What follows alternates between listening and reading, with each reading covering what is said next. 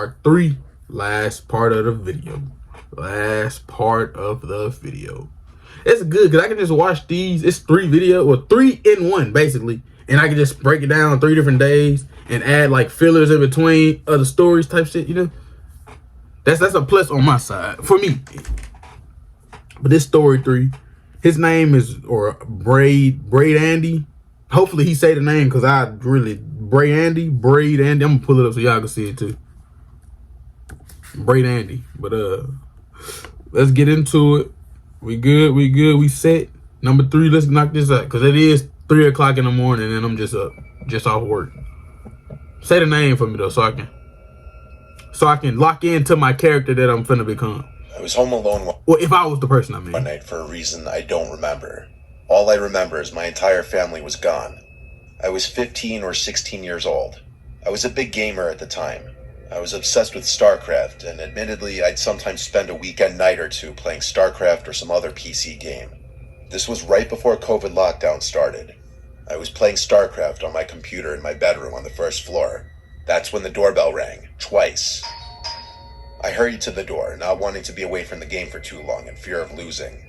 I got to the front door and said, "Who is it?" as I always would if I was alone. A soft and weak voice on the other side said something that I couldn't hear. It sounded like a woman. I opened the door with the storm. Don't open the door. You by yourself, don't open the door. Say, who is it? If it was somebody you know, me, Black, I don't know if other people do this. If it was somebody that you know, they like, it's me. Or is mom, is whoever, Joshy, Laura Ann, or whoever, it's somebody's name. You say, I don't know whoever it is. I don't. Text me. Hey, you talking about, you know my number? Text me who you is so I can let you in. Other than that, you stand outside. Still rain, sleet, snow. This older woman standing on the other side with a big smile on her face. She had her hands. Big smile on her face. That door would've got slammed so fast. Why I always pause that? But that door would've got slammed so fast. Open universe where behind her back. I said through the door, "Can I help you?" Hold on. He said with a big smile with her hands behind her, like one of these? Nah, yeah, nah. She had her hands behind her back. I said through the door, "Can I help you?" She said she needed to use a phone and asked if she could come inside. Ever since I was a little kid, I was always taught not to let a stranger into the house, ever. You should have been taught not to open your door either. Unless it's somebody you know, of course. 15, 16, she only using the phone. Man, hell no. I ain't even got no phone. I'm 16, Brody. And he having too much of a conversation. I'm thinking if I was on the other side, like if I'm on the game with him and I'm mad as shit, I'm yelling, "Hey, bro, get back to the sticks. We got a game to win." 15, 16, well, 16, 15, 16-year-old me. But we got a game. Don't walk away. Fuck that door. That included women. If it's not your mama. If it's not your mama. I felt so awkward, though. I didn't know how to turn her away. I redirected her to the library a few blocks down, because they'd surely have a phone. Deep down, I knew the library was closed at this point, but I was just trying to get the stranger who was trying to get into my house to leave. She was still smiling, but what she said next did not match her smile. She said, "That's very rude to turn away an old lady asking for help." I replied the only way I could think to, and that was that my parents don't allow strangers into the house. It's a house rule. I slowly started closing the door as I was saying sorry, and she just stood there, not moving, but still smiling at me. And though her smile never changed, it suddenly felt much more menacing. I was walking back to my room when the doorbell rang again. There was no way in hell I was opening the door again. That woman radiated weird vibes from the start. Maybe something was wrong with her. Maybe she wasn't all there. These were things I had no way of knowing. And maybe that was selfish of me to send her on her way. Bro, you got heart, my nigga. You showing empathy and bro. With all due respect, forget that. I wanted to say something, but forget that lady. Like, honestly, you seeing that smile? Don't nobody smile like that. She wants something. She want that little boy. Phone. phone. You know how many bus stops it is? What you need a phone for? Who you calling? I didn't put you out here. Who you calling?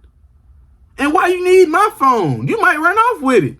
15, 16-year-old me. I'm going to keep reiterating that 15, 16-year-old me. I was a curious. I'm like, I'm asking, you need my phone. Why my phone? Why you come here instead of going right there? You passed. I'm the middle house. You passed 1, 2, 3, 4, 5, 6. You passed 5 other homes to come to my door. What's so special about my phone? What my phone do that theirs don't do? Exactly. What you want from me? And don't ring my doorbell no more. Slam. I just wasn't opening the door for anyone when I was home alone. I went back to my game. Not too long after I sat back down, I heard something tapping on the window.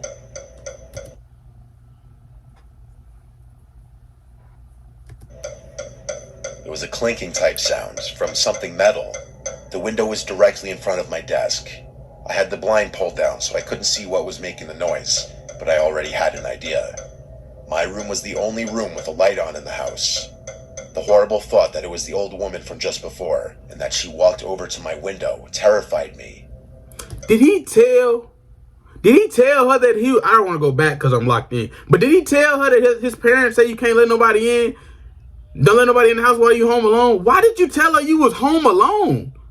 Well, y'all be giving up some detail. They kids. They young. They younger. But even when I was young, I'm not giving up no details like that. Like, you don't need to know my parents said I can't let nobody in. That ain't got nothing to do with you. Me being me, I'm going to act like somebody else here.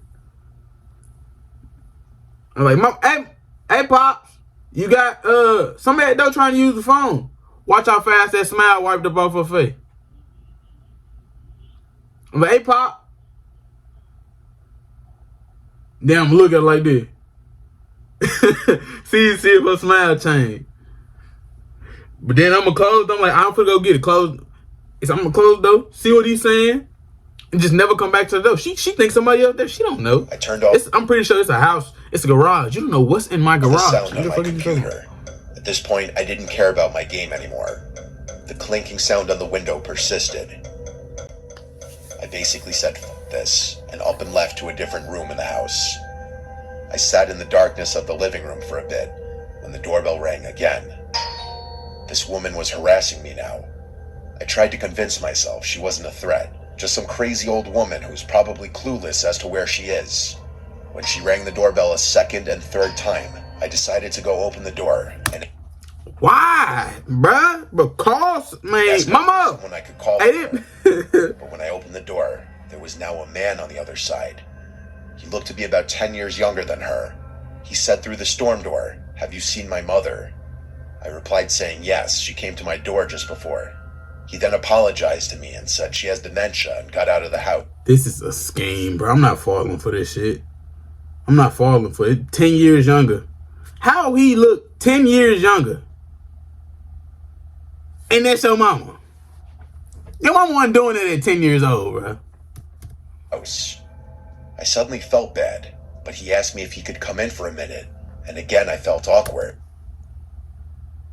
Come in for what? Your mama outside. Go find that bitch, bro. Go find her. I don't mean to disrespect his. That's not his mama. I said the same thing that I told to the woman who we claimed to be his mother. I said we could just talk through this door. I then said that I think she went into my backyard because I heard something at my window. I told him he could go around back and check. He thanked me and walked down the walkway, and I thought he went into the backyard. But when I went to the back and looked out the back window, expecting to see him searching around, I saw nobody. Not him or his mom. This was all too weird for me. I went to bed on the earlier side that night, just falling asleep with the TV on in the background, until I heard the clinking sound on the window again. Something metal was tapping on the glass. Bro. He didn't call nobody. He didn't let nobody know or none of that. Bro, my mama would have got 66 calls. That second, my dad would have got 43 text messages. My sister would have got some emails. My brother would have got some Facebook requests. And police would have been on the phone while all this going on. I remembered the concerned man, and I decided to try and help. I went to the window, lifted the blind up with my hand, and I saw that woman outside my window with that same creepy smile. She was tapping a kitchen knife on my window. I closed the blind and crawled back into my bed. This didn't feel like it was actually happening. A suspiciously short amount of time later, the doorbell rang like 4 times.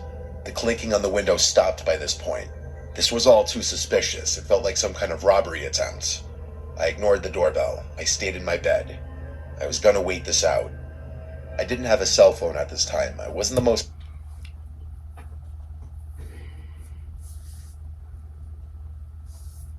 Bro, nowadays, these little kids, 3 years old, phone better than mine. You 16 with a big ass PC and no phone, bro? No phone. So when you go to school, they just guess what time you get off? What if school get out early? You gotta go to the office? I mean, if your financial situations is you not able to have, maybe he finna say that, but I'm talking to y'all. If your financial situation going on and you can't really have that phone right now going on, like, I understand it. Like, that's nothing to it but to do it. But in situations like this, bro, you better get 3 phones after that. A social guy growing up. I also didn't want to call the police for some reason. I waited this all out until it finally... Didn't want to call the police. This nigga wants some shit to happen to him. I'm not him no more. The next morning, I told my dad what happened when I called him. He told me I was smart not to open the door. Everyone agreed that everything about it sounded like an attempted robbery. Is there a chance that maybe that woman really did have dementia and that the man was really her concerned son? Maybe, but it all seemed too coordinated. Why did he want to come into the house too? How did he even know she came to my house specifically? Why didn't he ever go into the backyard to look for her when I gave him permission to do so? Too many unanswered questions that lead me to believe I avoided something terrible happening if I opened that door. So as I mentioned at the start of the video, a week ago as I'm recording this, something happened to me personally that inspired me to revisit this theme. So my friend Cody asked me to watch his dog Theo for the night.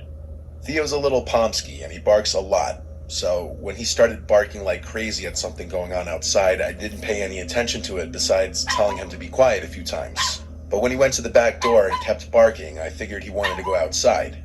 So I was going to the back door to open it, but as I got close to the door, I realized someone was trying to open the door from the outside. And then I saw through the screen of the door there was another guy looking right back at me.